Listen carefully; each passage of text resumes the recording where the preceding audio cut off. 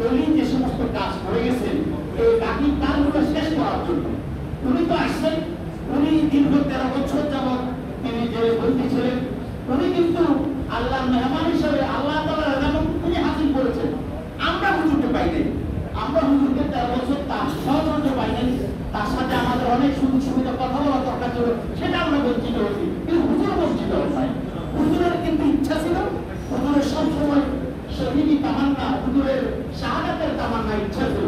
আল্লাহ তাআলা হুজুরকে ওই অবস্থাতে শাহাদাতের তাআলা নসিব করেছেন। জরুরি আল্লাহ তাআলা হুজুর শহীদ হিসাবে গেছেন। এখন আমাদের করণীয় কি? আমরা কি করতে আসি এখানে? আসি কেন? আমরা এখানে আসি তবে মুসলমান না, আমরা আসছি হুজুর যে সমস্ত কথা বলে গেছেন। উনি তো কোরআন হাদিসের বাইরে কথা বলছেন না। আপনারা দেখছেন, আমি কেটে দেখলাম যে হুজুরের যে ওসিয়তনামাটা লেখা আছে, বুঝেছেন? কবরের ব্যাপারে হুজুর যে ওসিয়তনামাটা লেখা আছে, এত বড় একজন আলেম, এত বড় দিনের একজন দায়ী, দিনের একজন রাইট, দিনের রাহরাম, এত বড় মুফাসসির, তিনি একদম আল্লাহ কিভাবে চিরনিদ্রায় শায়ী করেছেন, জান্নাতি মেহমান হিসেবে শুয়ে আছেন। আল্লাহ তাআলা হুজুরের কবরখানাকে জান্নাতের টুকরা দিয়া, জান্নাতের নূর দিয়া আল্লাহ যেন মাফ করে দিন। আমরা তারা যারা মুহিব্বিন, আমরা তাকে যারা মহব্বত করে দিয়া, আমাদের মহব্বতের কারণে হুজুর কোরআনের বাস কায়েম করার জন্য স্বপ্ন দেখেছেন, এই স্বপ্ন যেন বাস্তবে রূপ নেয়। জরুরি আল্লাহ আপনাদেরকে শুধু বলবো, ফিরোজপুরবাসী আমার দুটো ভাই, আমি কিন্তু কলিজা নিয়ে ভালোবাসি। কিন্তু বুলবুল আমার বন্ধু, এখানে আমার আরেক বন্ধু আছে আমার তারেক মারওয়ার, আমি কলিজা দিয়ে ভালোবাসি, যেটা আমাদের বন্ধু।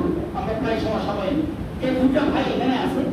আসলে একটা মৃত ব্যক্তি দুনিয়া থেকে চলে গেলে রাসূলুল্লাহ বলছেন, যখন মৃত ব্যক্তি চলে যায় 3টা জিনিস চালু হয়। 3টা জিনিস। কয়টা জিনিস? 3টা জিনিস।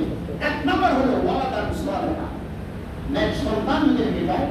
আলহামদুলিল্লাহ হুজুর কিন্তু বঞ্চিত হন নাই, নেক সন্তান রেখে গেছে। ঠিক কিনা বলেন? এমন এলেম, এমন বয়ান, এমন পত্রিকা যেটার দ্বারা মানুষ উপকৃত হবে, এমন লিখে লিখে গেছেন যেটার দ্বারা মানুষ কিয়ামত পর্যন্ত উপকৃত হবে। ইনশাআল্লাহ হচ্ছে তো, সব জায়গায় হচ্ছে। এরপরে মসজিদ করে গেছেন, আর মসজিদ বাইতুল্লাহ, আল্লাহর ঘর করে গেছেন এখানে। এরপর মাদ্রাসা করে গেছেন, তার উপরে সিদ্দিকে মানুষ আমি যেটা মাদ্রাসা করে গেছেন, সব গায়ে দাঁড়িয়ে হুজুর কোনটাতে হুজুর বঞ্চিত হবে? আমরা বঞ্চিত রাখেন না আমাকে।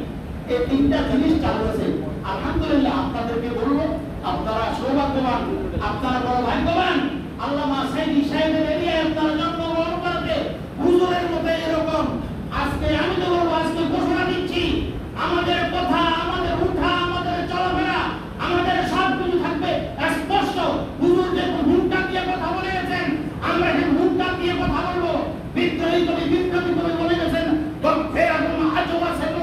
আমি যে অগ্নিগিরি, সে অগ্নিশিখা ভীষণ আত্মবিস্তিগিরি বেদিগিরি, বাঁচানো হয়ে পড়ে আছো আজ, হায় রে আত্মবোধা, তোমরা জাগিলে সারা পৃথিবী হাইবে ভীষণ দোলা। সময় স্বল্পতা হেতু ব্যস্ততা, ঢাকা আবার একটা নির্দিষ্ট প্রোগ্রাম আছে, প্রোগ্রামে যেতে হবে। উপস্থিত মুসলিয়াদের কাছে দোয়া আছে, আমি এখানে শেষ করছি। আপনাদের কাছে দোয়া চাচ্ছি, দোয়ার কাছ থেকে আমি তো মশাবি, আপনাদের কাছে দোয়া নিতে এসেছি। আলহামদুলিল্লাহ আমার কাছে খুব ভালো লাগলো। আল্লাহ তাআলা সবাইকে সেহতে কুল্লিয়া হায়াতে তাইয়্যিবা, শিফায়ে কামিলা আজরান কুল। আসসালামু আলাইকুম ওয়া রাহমাতুল্লাহি তাআলা ওয়া বারাকাতুহু। তারা টাকাটা বলতে দাও।